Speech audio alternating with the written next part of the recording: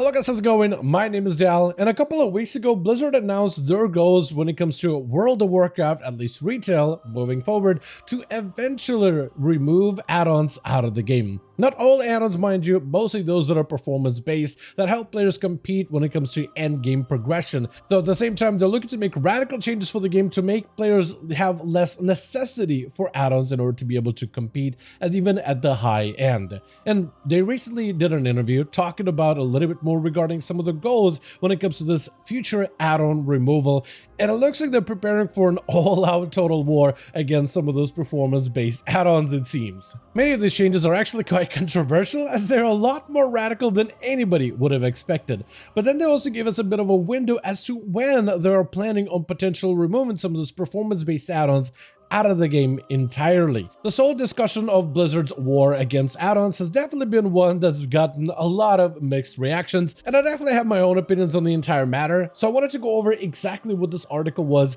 and some of the key points that they brought up recently regarding some of the different add-ons and limitations they're planning on implementing at some point in the future, and give you some of my thoughts regarding some of these changes as well. As always, if you guys want to keep up with regular updates when it comes to anything War Within expansion, be sure to follow the channel and subscribe. But otherwise, let's dive right in. So it looks like Blizzard is going to be going in an all-out war when it comes to add-ons, at least certain add-ons, though not all of them are going to be covered though not all of them are going to be hit in the crossfire. As many add-ons in the game they're promising are going to stay exactly as they were.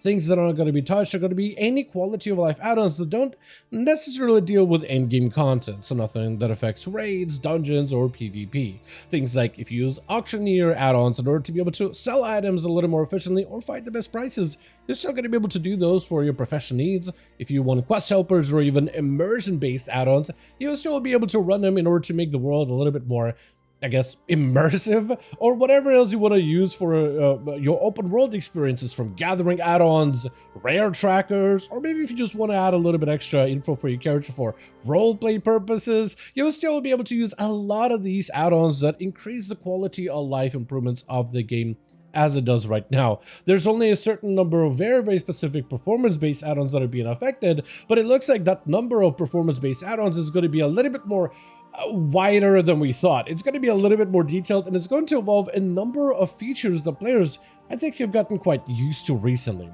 One of the things that you're looking to improve specifically is your ability to track your own buffs. So specifically, we're talking about things like the cooldown manager, from your utility bars to your essential cooldowns to your track buffs and track bars. And they're looking to improve it to give players customization so you can track just about anything that has to do with your character, every buff, every debuff, every talent, every ability, and the more they can do for it, the better. I don't really know if I need to see my missiles or my arcane explosion, or if I need to see barrage of my essential cooldowns, like any major cooldowns like orb, touch, cooldown reduction, evocation, things like that are perfectly fine. I don't really know why they separated some cooldowns into, or some buff tracking into track bars, while others are tracked as an icon above your character. Like, I would love to be able to move arcane tempo, so it's not a bar. I just want it to be right next to my arcane harmony, or even another precision, because they were able to get another precision with a timer, as well as how many charges you have. Why can't they do that with my arcane tempo, just so I can have an easier time keeping track of it? These are the kind of customizations I personally want to be able to see in the future. I think stuff like that would be really good if you could just fully customize your UI in any way you see fit, to be able to use bars or icons or whatever you want to use. But the idea is to give players more customization regarding how they end up optimizing their add-ons and their, I guess not add-ons, but their base UI to track all the information they need to be able to perform when it comes to an end game. While this update does talk about giving players more ability to track even more of your cooldowns, more buffs and debuffs than ever before, they're also looking to put a curtain on your ability to track other players' buffs and debuffs. As in, at some point in the future, players will actually have a limited ability to see either their party's cooldowns, defenses, and offenses, but also enemy cooldowns like defenses and offenses, which you can easily get from many PvP add-ons. In fact, they're actually looking to limit the amount of information PvP add-ons can provide you. So these are really massive changes, which I think why titling this video somewhere along the lines of Blizzard's War on Add-ons, I think is pretty accurate, because these are just out of nowhere. I don't think anyone expects for them to give us less information to work with instead of more. Like, imagine going into your next BG Blitz or Solar Shuffle and you're going in blind, unaware of your allies or enemy defenses. I mean, it sounds super wild. However, it's also, they said, is an opportunity for them to identify what information is crucial for base PvP. What information do those add-ons provide for you that should be made in-game and easily accessible and easily noticeable? Like, they talked about DRs, for example, diminishing returns on crowd controls, stuns, fears, polymorphs, and certain classes heavily invest part of their base gameplay is managing those diminishing returns to land crowd controls on enemy targets. And mage spamming polymorphs is a really huge capability that a mage can use to play defensively or offensively. Being able to see and track those DRs is very important, and add-ons help us do so. So they're looking to add that as an in-game base feature, so you don't need an add-on to be able to easily, visibly track diminishing returns on other players. So stuff like this is really good. If they add any more stuff like this that should be made in-game, I think bare minimum, you should also be able to track enemy interrupts in PvP specifically, especially if you're a caster class. Because if you're having to play around kicks, knowing when a rogue threw their kick away and you got a juke on it can be massive. Knowing when an enemy doesn't have a kick and you could free cast them as a mage or as a warlock could also be huge, and I feel like that information is so integral to that part of PvP in particular that also, in my opinion, needs to be made as part of a base in-game UI. However, when it comes to tracking your allies' cooldowns and enemy cooldowns, it looks like they're pretty adamant about you limiting your ability to be able to do so. At the same time, they are looking at potentially in the future streamlining our classes a little bit.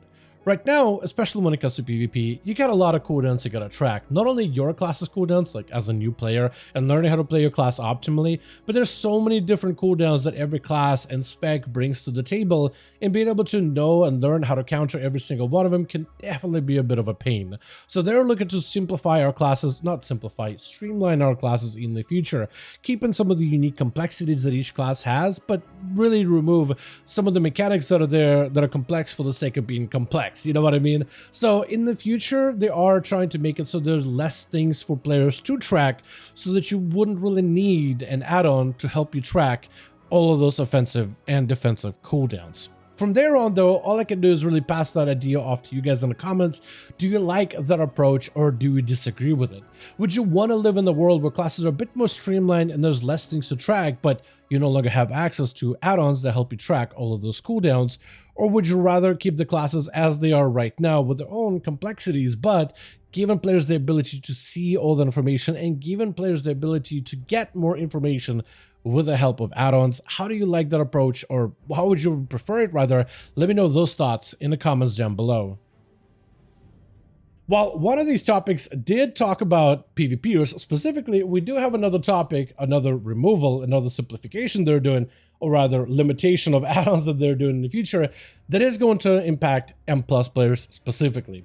Nameplates. We're talking about nameplates, and nameplates is something that I was hoping we would see a lot more changes to, because basic Blizzard nameplates, they don't give you a lot of information, and in some cases they kind of stack up and overlap each other. I would like for these nameplates to pop up on your screen a little bit more visibly when an enemy has a cast time or cast spell ability, or maybe glow a certain way when they have a cooldown that I can maybe spell steal as an arcane mage, or maybe just let me know as a druid, hey, this enemy is raging, soothe them immediately, otherwise the tank is gonna die. Things like that is something that add-ons can do right now, but apparently they're going to be limiting those as well, which I think is going to impact PvE players and especially M+ players in a major way, and possibly hurt tanks the most. One of the ways that many tanks use nameplates is to let you know how much aggro you have on enemy targets, or to make sure, just in case, if enemies are, let's say, running amok and attacking somebody else in your group, which enemies you should focus on with damage to make sure to pick up that aggro. If you've been playing Mythic Plus recently, you've probably been running with a couple of Archmages, maybe here, maybe there, and there's a good chance that one of those Archmages, with how much unfathomable damage they can do, they might have ripped up aggro away from you once or twice when you play as a tank. In those situations, having a nameplate lets you know, hey, this enemy is running amok, he's about to slap your mage upside the head. This can give you an opportunity to target them, taunt them, hit them with a crowd control, anything you need to do to regain that aggro and potentially regain the control of a situation But with them, what we were hoping they would do is they would improve nameplates in the future to give them that same add-on functionality. It looks like they're going about it in a completely different direction. They said in the article that you'll be able to do things like change the size and the style of your nameplate, which I think is at least a good step forward, because the base UI nameplates are not amazing. They're mildly serviceable, sometimes not even, depending on the content you're doing. But apparently they're looking to limit their conditional logic, having the nameplates change color or give them some kind of a warning icon when, let's say, you lose aggro, or when the enemy starts casting, or when the enemy is raging, or any number of effects. And it could impact tanks, as they might not really have any idea that you just lost aggro off of an enemy and you're just walking over to your hunter to give him a good slap on the head. So things like that could potentially hurt players, and seems kind of counterintuitive, at least at first, because after talking about them nerfing nameplates, they did also talk about how they want to reduce enemy mechanics at the same time as they're nerfing nameplates. Couple of things they want to be able to do when it comes to endgame is, one, for tanks within raiding content, to give them a very clear way to see when a tank swap is about to happen or when a tank swap needs to happen. So tanks and raids should not need add-ons to be able to know when to swap from boss to boss and when to swap out that aggro. 2, they want to have a way better visual highlight on certain key mechanics, whether it's a boss, whether it's a single enemy that does a cast, whether it does anything whatsoever, a lot more visual clarity regarding which mobs are the most dangerous and when they're doing something super dangerous. Also improving the audio and the visual clarity of those mechanics specifically. 3, they also want to reduce the number of random swirlies that happens in a raid or a dungeon, so casters don't need to be constantly shuffling around and unable to really cast all of those spells. So this is going to impact all forms of endgame content, which means many enemies in dungeons right now that have all of these AoE effects and abilities that cause everybody to move around a lot, those apparently going to be scaled back greatly. On top of it, on topic of nameplates in particular, they're also looking to reduce the number of required kicks and interrupts needed with this reduction of many add-ons out there, which ideally would simplify the mechanics where players don't need to have nameplates coded in a very specific way so they can handle a billion different interrupts all at once as a group. Instead, they're just looking to gut all of those interrupts instead, simplifying the content so you don't need weak auras and add-ons to be able to play the content even on what I imagine is high end as well. It's a very different direction than many of us have expected, where many players thought that they would be giving us more information to work with through base in-game UI, but it looks like they're looking to give us less, while at the same time simplifying the content so that you don't need extra information, which is also pretty wild in terms of the direction they're taking this entire big war on add-ons in general. Lastly, as part of the article, they also wanted to quell some of the fears of players that are expecting for them to turn off add-ons and yank their ability to use add-ons at some point in the future, but they did say that they're not going away tomorrow, or this month, or the next month. In fact, add-ons are not going away in patch 11.7 or 11.2. What they're looking to do when it comes to the add-ons and streamlining of the game is, first of all, they want to improve the basic WoW UI, while allowing us to keep our add-ons. And only once our UI is improved enough, then eventually they want add-ons to be turned off.